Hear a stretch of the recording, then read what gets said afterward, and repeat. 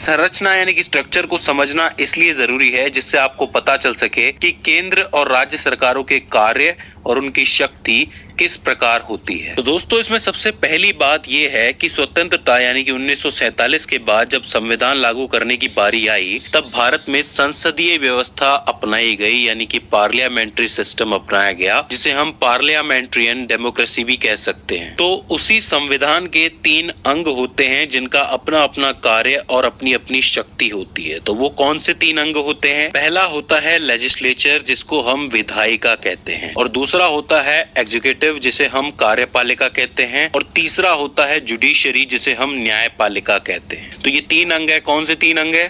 पहला विधायिका, दूसरा कार्यपालिका और तीसरा न्यायपालिका। तो अब इन तीनों में क्या क्या डिफरेंस है? देखिए, जो लेजिस्लेचर होता है यानी कि विधायिका होती है, वो एक लॉ मेकिंग बॉडी होती है, यानी कि वो कानून बनाती है। आपने देखा होगा कि कोई विधेयक, कोई बिल पास होता है तो वो विधायिका से ही होता है। तो वो कानून बनाती है देशवासियों के हित के लिए, या कोई पुराना कानून बदलने के लिए, या फिर कोई पुराना कानून हटाने के लिए। तो वहां पे सभी मेंबर्स की सहमति से कोई भी विधेयक बनाया या पास किया जाता है, वहां पे लॉ बनाया जाता है। वही बात करोगे एग्जीक्यूटिव यानी कि कार्यपालिका की, तो यहाँ पे होता यह है कि लेजिस्लेचर ने जो कानून बनाया है, जो विधेयक पास किया है, उसको इम्प्लीमेंट करना यानी कि उसको लागू करने का काम जो है पूरे समाज में, वो कार्यपालिका करती है। वहीं ये जो तीसरा पार्ट है जुडिशरी यानी कि न्यायपालिका, इसका काम ये है कि जो लॉ लागू किया गया है, जो कानून लागू किया गया है कार्यपालिका के द्वारा, उसका पालन ठीक से हो रहा है कि नहीं हो रहा है। अगर नहीं हो रहा है, कोई इसको तोड़ रहा है, तो उसको सजा देने का काम जुडिशरी करती है। अब देखिए, सबसे पहले बात करें विधायिका की यानी कि लेजिस्लेचर की, तो आप समझ लीजिए कि सरकारें 2 लेवल्स पे चुनी जाती हैं। पहला क्या होता है? आपकी केंद्र सरकार, और दूसरा राज्य सरकार।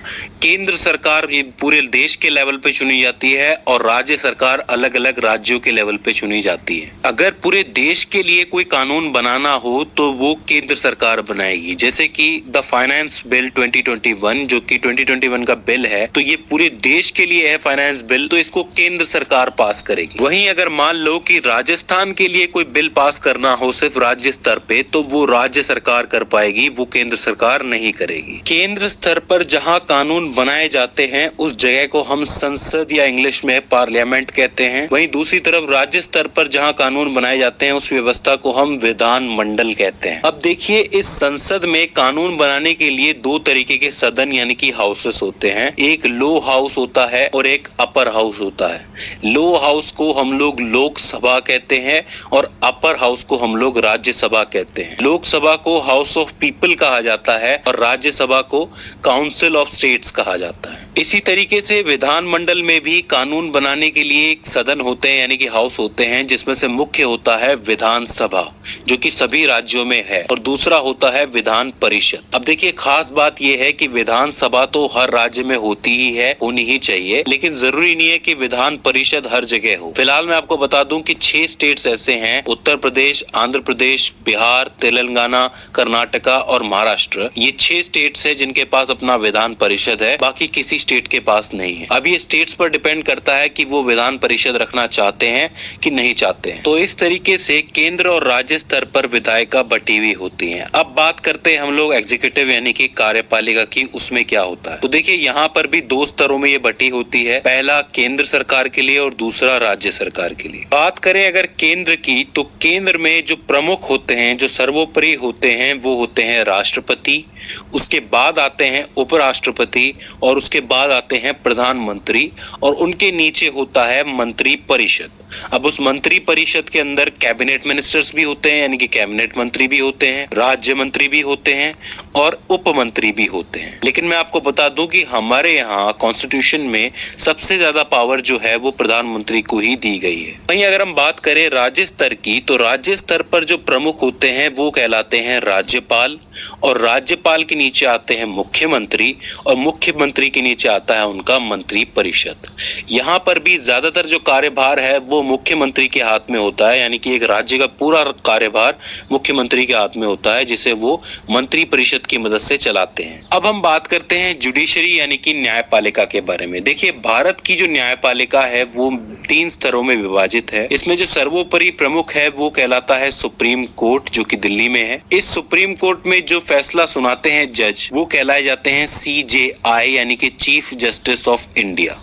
ठीक है, अगर देश पर के स्तर पे कोई भी मुकदमा चल रहा है तो वो उसे सॉल्व करने का काम सुप्रीम कोर्ट करते हैं। हालांकि सुप्रीम कोर्ट में अपने केसेस भी आते हैं और कुछ केसेस हाई कोर्ट से भी आते हैं, तो वो केसेस का निपटारा भी सुप्रीम कोर्ट ही करता है। इसके बाद बात करें राज्य स्तर पर हाई कोर्ट होते हैं, जैसे कि राजस्थान का अपना एक हाई कोर्ट है, दिल्ली का अपना एक हाई कोर्ट है। इसी तरीके से टोटल 25 हाई कोर्ट इस वक्त इंडिया के अंदर है। तो राज्य स्तर पर जो प्रमुख होता है जुडिशरी में वो हाई कोर्ट होता है। इसके बाद जब आप और नीचे आते हो तो डिस्ट्रिक्ट लेवल पर डिस्ट्रिक्ट कोर्ट्स होते हैं, जो कि उस डिस्ट्रिक्ट के जितने भी मामले हैं उनको निपटाते हैं। हालांकि मैं आपको बता दूं कि देश के सबसे ज्यादा मुकदमे जो हैं वो डिस्ट्रिक्ट कोर्ट्स में ही आते हैं, क्योंकि हर आदमी हाई कोर्ट या सुप्रीम कोर्ट नहीं जाता है। हालांकि दोबारा अपील करनी हो तब उन्हें ऊपर ही जाना पड़ता है, क्योंकि डिस्ट्रिक्ट कोर्ट अपना फैसला दे चुका है। तो इसलिए उसके लिए पहली सीढ़ी डिस्ट्रिक्ट कोर्ट है और आखिरी सीढ़ी सुप्रीम कोर्ट है। तो इस तरीके से हमारी जो जुडिशरी है, जो न्यायपालिका है, वो विभाजित होती है। इसमें मैं जाते जाते आपको एक फैक्ट बता देता हूं कि अगर लेजिस्लेचर यानी कि विधायिका और जुडिशरी यानी कि न्यायपालिका के बीच में किसी कानून को लेके मतभेद होता है